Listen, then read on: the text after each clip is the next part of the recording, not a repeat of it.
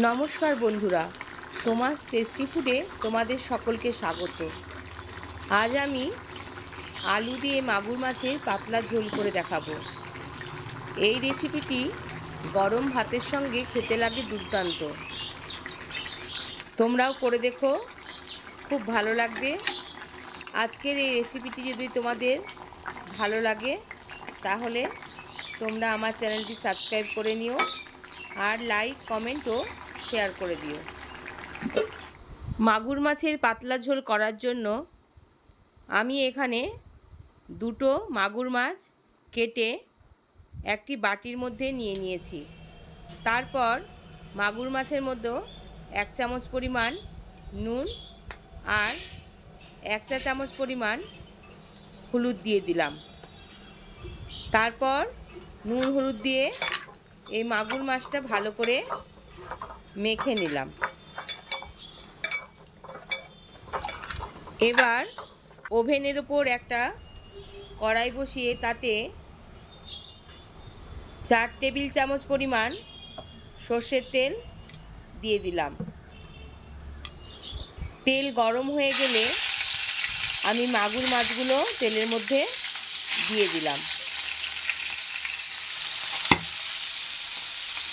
মাগুর মাছের এক পিঠ ভাজা হয়ে গেলে মাছগুলো উল্টে দিলাম।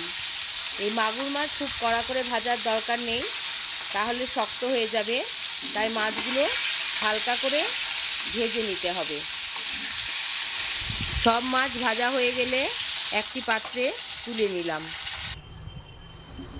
তারপর ওই তেলের মধ্যে কেটে রাখা আলুগুলো দিয়ে দিলাম।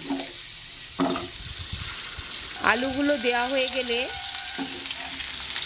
একটু নাড়াচাড়া করে আলুগুলো 10-15 সেকেন্ড মতো ভেজে নিলাম। তারপর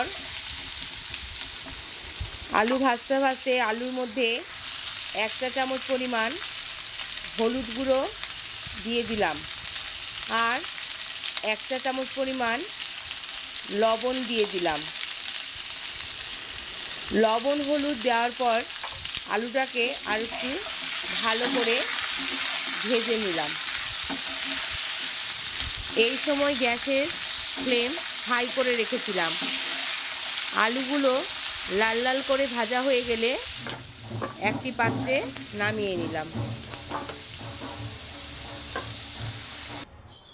তারপর কড়াইয়ে আবার 1 চা চামচ পরিমাণ সর্ষের তেল দিয়ে দিলাম। এই তেল গরম হয়ে গেলে তেলের মধ্যে 1 চা চামচ গোটা জিরে দিলাম আর দুটো শুকনো লঙ্কা দিলাম। গোটা জিরে আর শুকনো লঙ্কা প্রায় 15 সেকেন্ড মতো ভেজে নিলাম।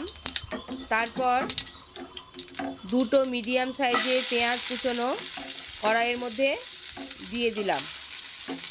এই পেঁয়াজগুলো প্রায় 1 মিনিট ধরে লাল লাল করে ভেজে নিলাম।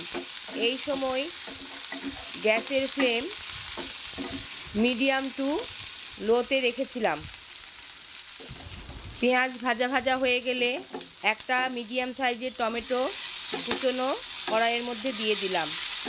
তারপর পেঁয়াজ টমেটো সব একসঙ্গে ভালো করে নাড়াচাড়া করতে থাকলাম। প্রায় 2 মিনিট মতো ভাজা ভাজা করার পর এতে স্বাদ অনুসারে লবণ দিয়ে দিলাম। লবণ দিয়ে আবার খানিকক্ষণ নাড়াচাড়া করলাম।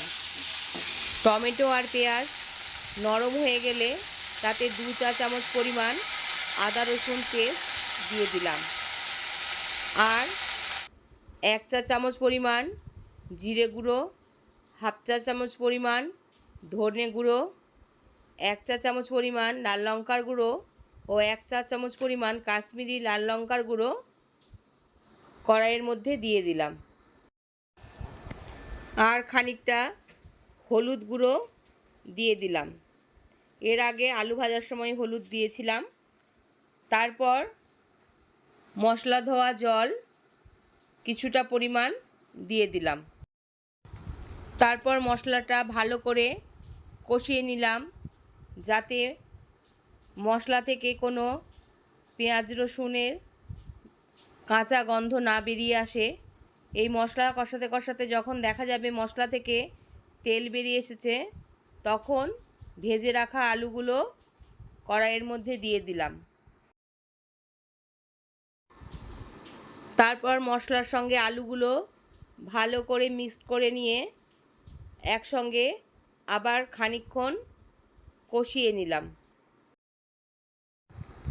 আলু ভালো করে কষানো হয়ে গেলে তাতে হাফ বাটি মতো জল দিয়ে দিলাম।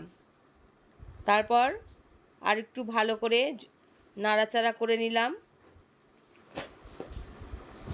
তারপর কড়াইটা ঢেকে দিলাম আলুগুলো সেদ্ধ হওয়ার জন্য। এই সময় গ্যাসের ফ্লেম মিডিয়াম করে রেখেছিলাম। প্রায় 5 মিনিট পর কড়াইয়ের ঢাকা খুলে নিলাম।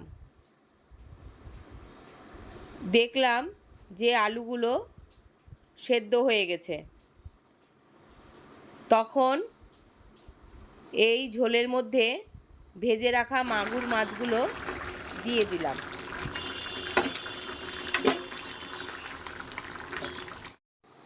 তারপর গ্যাসের আঁচ হাই ফ্লেমে রেখে কড়াইটি ঢাকা দিয়ে 2-3 মিনিট মতো ফুটিয়ে নিলাম। তারপর কড়াইয়ের ঢাকা খুলে হাফ চা চামচ পরিমাণ গরম মশলা গুঁড়ো দিয়ে দিলাম। তারপর খুন্তি দিয়ে একটু নাড়াচাড়া করে দিলাম যাতে গরম মশলাটা ঝোলের সাথে ভালো করে মিশে যায়। এই অবস্থায় আরও 2 মিনিট ফুটিয়ে নেওয়ার পর কড়াইটা ঢাকা দিয়ে দিলাম 5 মিনিট রেস্টে রেখে দেওয়ার জন্য। গ্যাস অফ করে দিলাম। 5 মিনিট পর ঢাকা খুলে নিয়ে আলু মাগুর মাছের পাতলা ঝোল সার্ভ করব। তো বন্ধুরা, আজকের রেসিপিটা যদি তোমাদের ভালো লাগে তাহলে তোমরা কমেন্ট করে জানিও। ধন্যবাদ।